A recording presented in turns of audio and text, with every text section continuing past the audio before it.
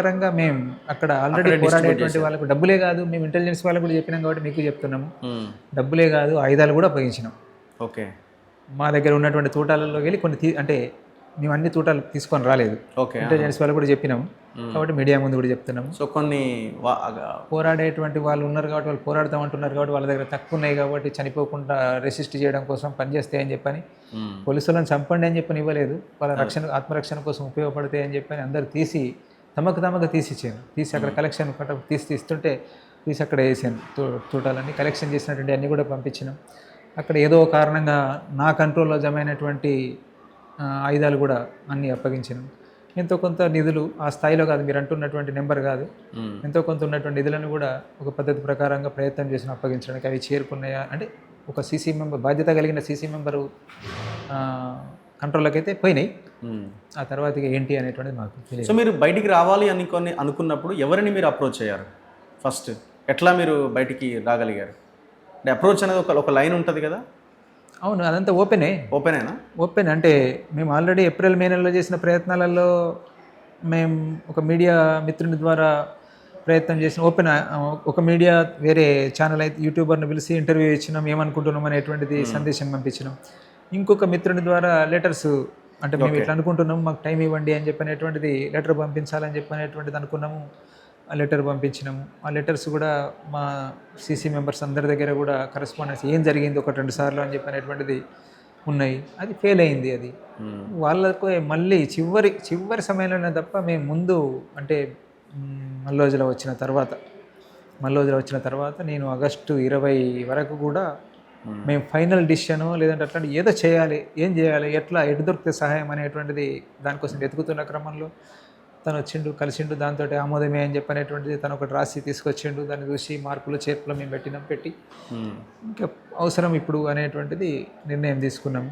ఆ నిర్ణయాన్ని చేయడం కోసం పాత రిలేషన్ని మళ్ళీ అప్పుడు మాత్రమే స్టేట్మెంట్ ఇచ్చిన తర్వాత మాత్రమే పాత రిలేషన్లో కంటిన్యూటీ ఆ మీడియా మిత్రుల ద్వారా చేసినాం. చివరి సమయంలో మాత్రమే మేము వాళ్ళు చెప్తున్నటువంటి ఎవరో రాజకీయ పార్టీల నాయకులు ఇంకెవరితో అయినటువంటిది పూర్తి చివరి స్థాయిలో చేసినట్టు. చాలామంది ఇప్పుడు మాతో ఉన్నటువంటి వాళ్ళు చాలామంది కూడా రాజుదాదా కోసదాదాలు చనిపోయినప్పుడు అందరూ కూడా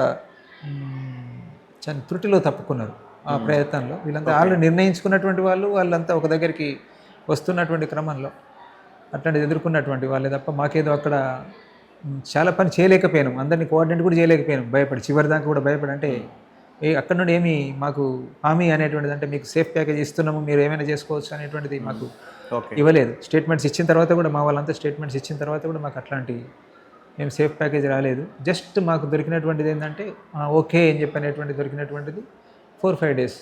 ఓకే. సో ఇప్పుడు ఈ దేశంలో భారత రాజ్యాంగం ప్రకారం ఆ ఎలక్షన్లో ప్రజలు ఓట్లేస్తే ప్రభుత్వాలను ఎన్నుకుంటారు.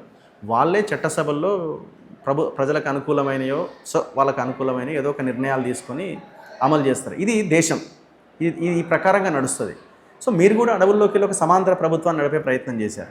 ఇది ఎంతకాలం నడుస్తుంది? ఖచ్చితంగా మనం ఆ లైన్కి వెళ్ళాల్సిందే అనే ఆలోచన ఎప్పుడూ రాలేదా?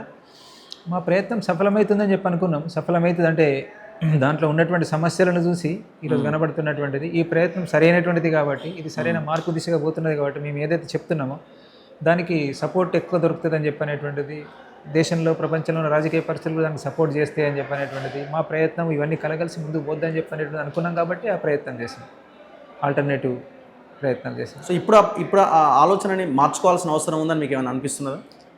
అట్లా లేదు, ఇప్పుడు ఉన్నటువంటి సిస్టంలో భాగంగా ప్రయత్నం చేస్తూ భవిష్యత్తు చెప్తుందని చెప్పనేటువంటిది అంటున్నాను నేను. ఏది కూడా ముందే చెప్పడం, ఈ స్థితిలో మాట్లాడడం కూడా కరెక్ట్ కాదు. అల్టిమేట్గా ఓటే కదండి ప్రజల జీవితాన్ని మార్చేది, కాదంటారా?